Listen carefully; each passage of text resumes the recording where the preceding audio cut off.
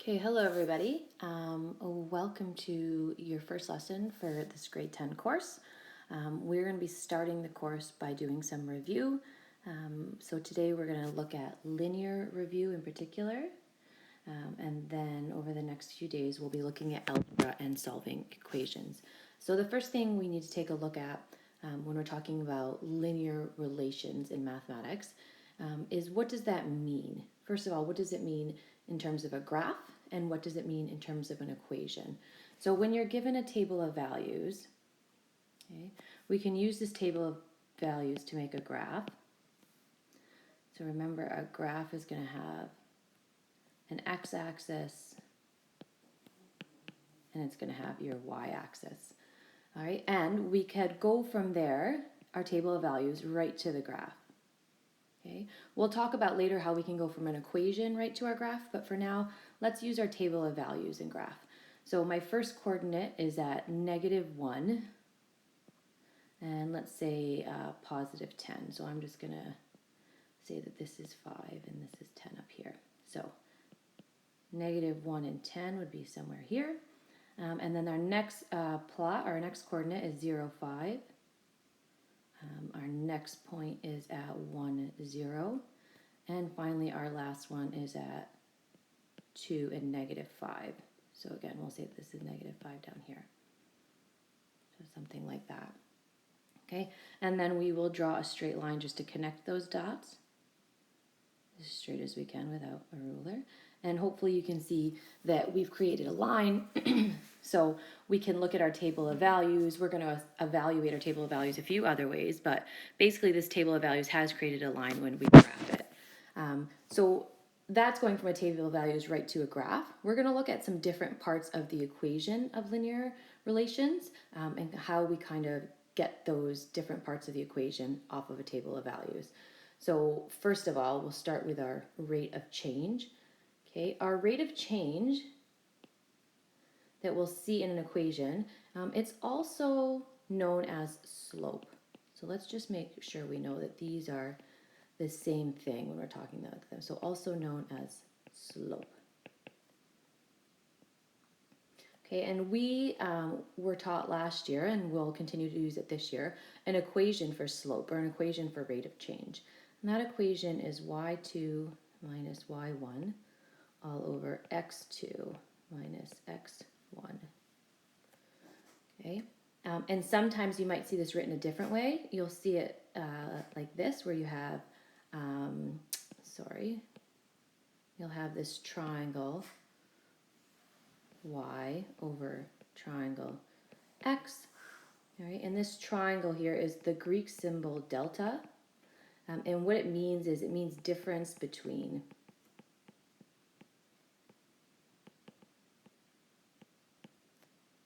Okay, so it means that we're going to take any two values and we're going to find the difference between them from our table of values. So if I was picking any 2 points, I'm just going to pick random points, but I am going to keep them in order. So I'm going to say, let's say this is x1, and we're going to use our last point down here as x2. And we'll say that this is y1, this 10 value, and we'll say that -5 is y2. What's important is that whatever you deem as x1, that the corresponding y value is your y1 value. So just making sure that those subscripts are lining up with your variables. Okay, so if I'm using this formula, y2 is going to be a -5, which I'm going to put in brackets, minus my y1, so minus 10. All of that is going to be over x2, which is 2, minus my x1 value, which I'm going to put in brackets again, is -1. So if we subtract those, we should get that a -5 minus 10 is a -15. And 2 minus a -1 is actually going to change that to a positive, so it's going to become 2 plus 1, which is 3. So then we could reduce that down by dividing both the numerator and the denominator by 3, so you're going to get a -5 over 1. Okay, and we could simplify -5 over +1 to just -5. But when we're talking about slope, or when we're talking about rate of change, it actually is beneficial to leave it as a fraction because we need to know that that top number represents the rise of our slope and that bottom number represents the run. Okay, and we'll talk about using that to go back to our graph, but it is good to keep it in that fractional relationship. Okay, so the other part that we need for our linear equation, we've determined how to get the slope or the rate of change, is how do we determine that y-intercept? So your y-intercept is where does it cross your y-axis? So when the line crosses the y-axis. And if we look back at our graph here, we can hopefully see that the line crosses our y-axis right here, right? That's where our y-axis is. It's crossing it at 5. So if we take a look back at our table of values, we can see that something in particular is happening at that point. Okay, our y-axis is this point here, 0, 5, or sorry, our y-intercept. So you can see at our y-intercept, it looks like our x value is going to equal 0. So when the line crosses the y-axis, our x value is going to be 0. So x value is 0. So therefore, our y-intercept is positive 5. Okay, so this information that we found, our rate of change or our slope, and our y-intercept is what allows us to determine the equation for a linear relation. So if we look at the linear equation that models the relation y equals mx plus b, well, that m variable represents our slope, and that b variable represents our y-intercept. So we're going to take those values that we've already found, and we're going to plug them into that equation. So we can say, therefore, y equals, and my m value or my slope is that negative 5x plus my y-intercept, which was 5. Okay, so that is the linear equation we're going to be working with. And we could have kept our slope as negative 5 over 1 or just as negative 5. But what's important here is don't forget this x.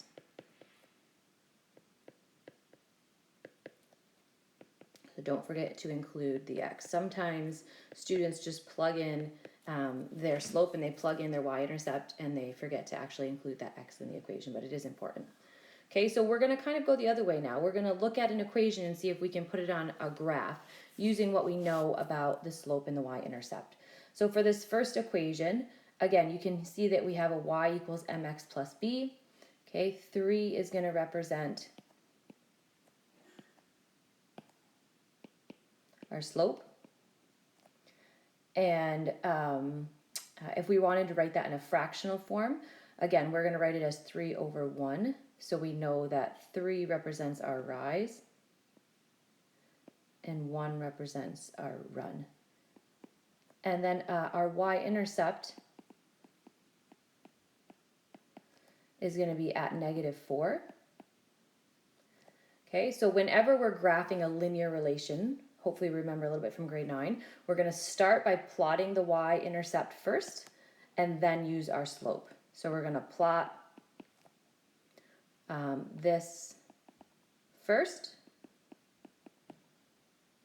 then use slope.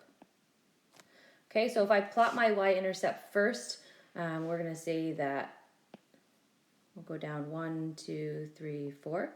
So this is negative 4 here. Okay, and then we're going to use our slope to plot additional points. So what I mean by that is we're going to rise and then we're going to run whatever those values are. So we're going to start at negative 4 and we're going to rise 1, 2, 3. So we're going to move up 3 and then we're going to run positively in one value to the right. So 1. And we're going to put a point there.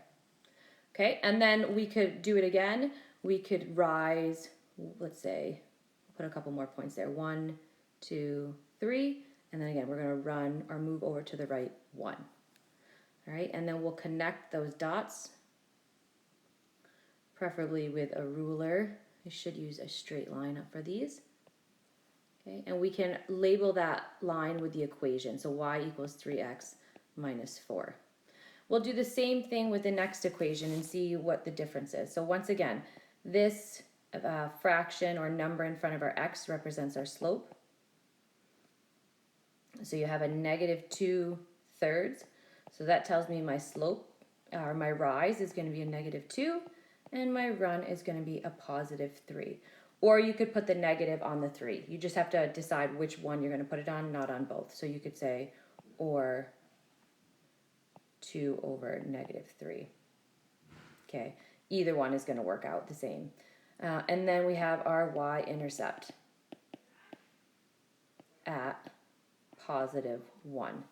So I'm just going to use a different color so that we can see where this is graphing. So my y-intercept, we're going to start with that. We're going to plot at positive 1. And then we're going to use our slope. So I'm going to use that first fraction. Again, it won't matter. But we're going to rise a negative 2. So in this case, we're going to go down 2. So 1, 2. And we're going to run. Again, we're going to move over to the right. 1, 2, 3. Something like that.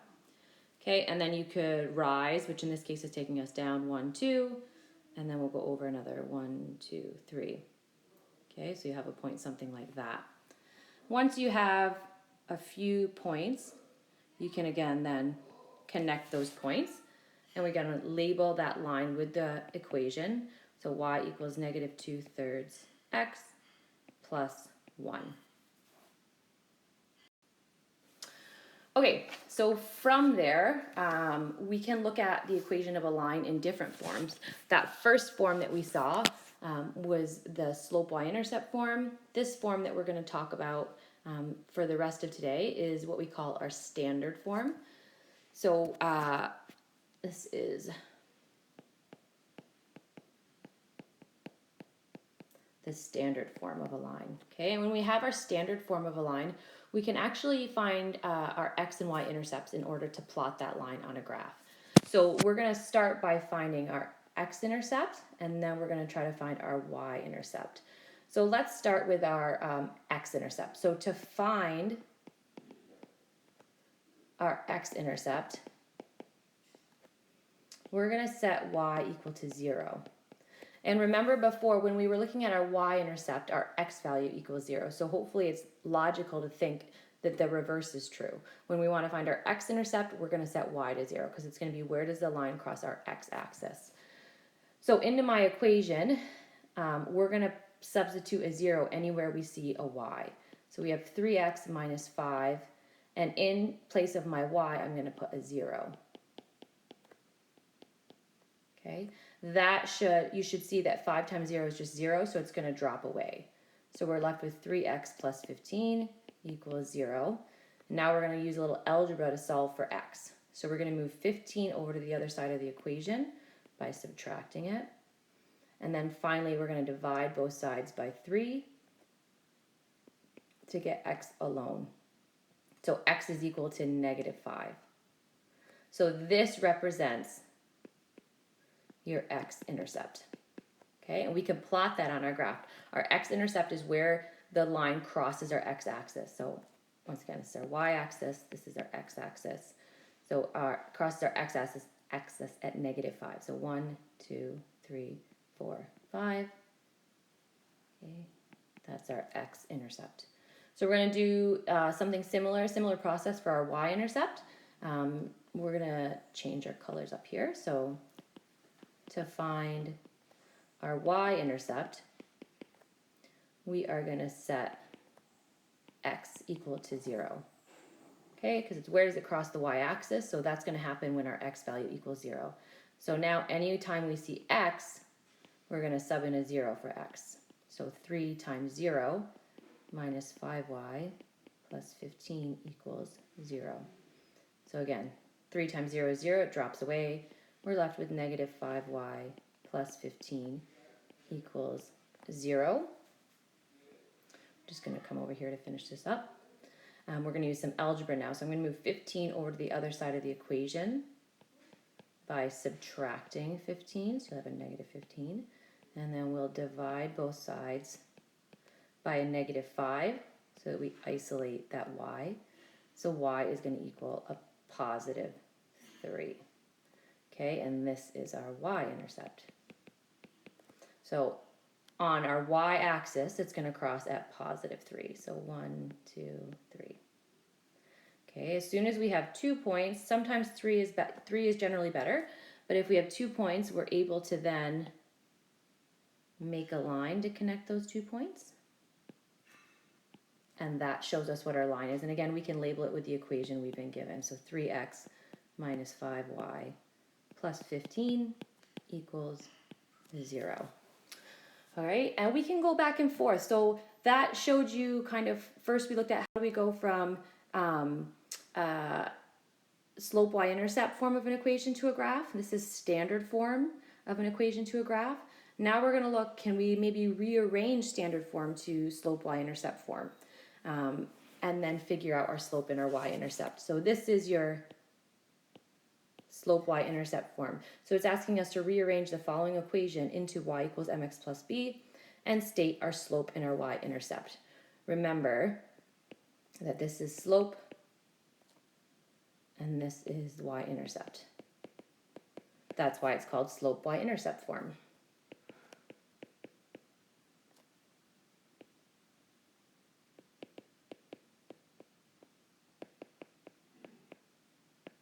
Okay, so we're going to use this standard form here. Remember, this is our standard form. And we're going to use algebra to do some rearranging.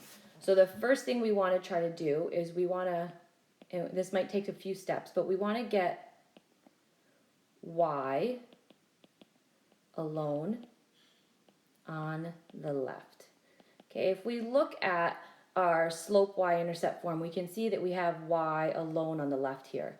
So we want to work towards getting this equation into that form so that it starts to look more like slope y-intercept. Okay, so knowing that, I'm going to try to move everything else over to the other side of the equation, but keep that y term on the left. All right, so I'm going to keep this negative 2y on the left. I'm going to move this 4x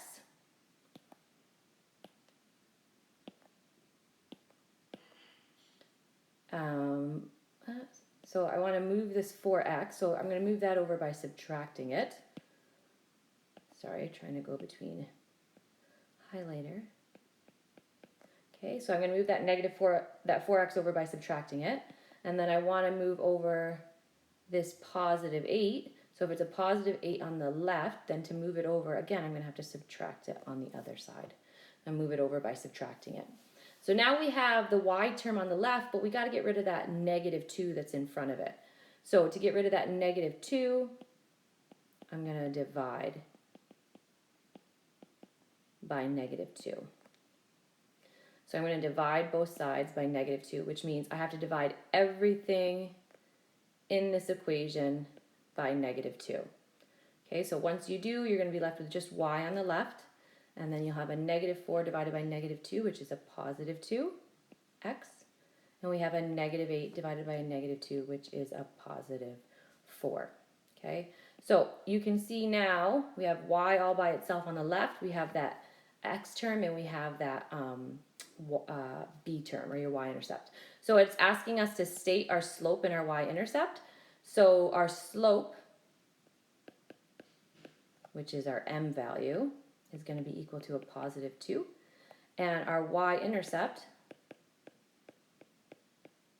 or our b value, is going to be a positive 4. All right, so we can rearrange it to that slope-intercept form, and then we can easily identify, because we know m is our slope and y-intercept is our b.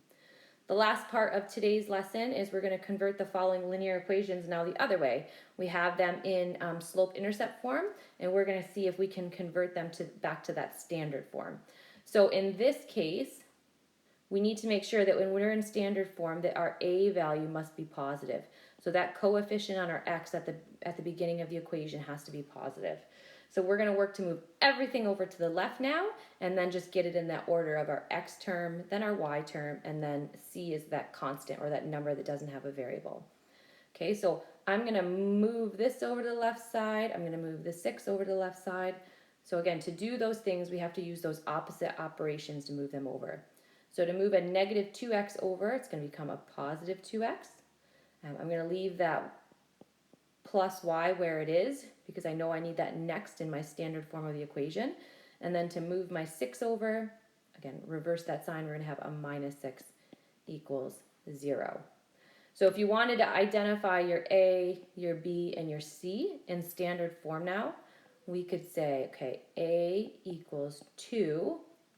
My B value, which is my coefficient on my Y here, okay, there's no coefficient there, so it's implied that it's just a 1. And then my C, or my constant, is just a minus 6.